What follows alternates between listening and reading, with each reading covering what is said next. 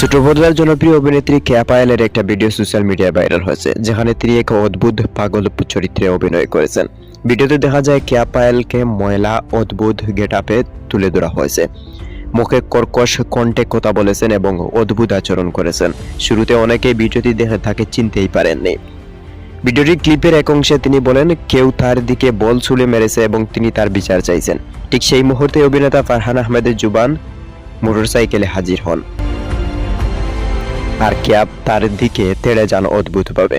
ভিডিওটি জুবান নিজের সামাজিক যোগাযোগ মাধ্যম অ্যাকাউন্টে পোস্ট করেছেন এবং ক্যাপশনে মজা করে লিখেছেন, সেমরি পাগল নাকি, আমারে কয় খাইয়া লাইব, যা নেটিজেনদের মধ্যে হাস্যরস সৃষ্টি করেছে।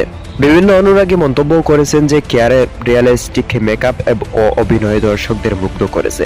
কেউ আবার ভিডিওর অদ্ভুত রূপে হাস্যরসও পেয়েছেন।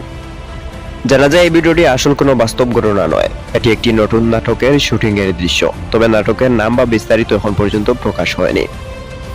এমন ভিন্নধর্মী চরিত্রে অভিনয় করে আবারও আলোচনায় চলে এলেন কেয়া পায়েল। দেখার অপেক্ষায় নতুন নাটকটি কখনো মুক্তি পায়।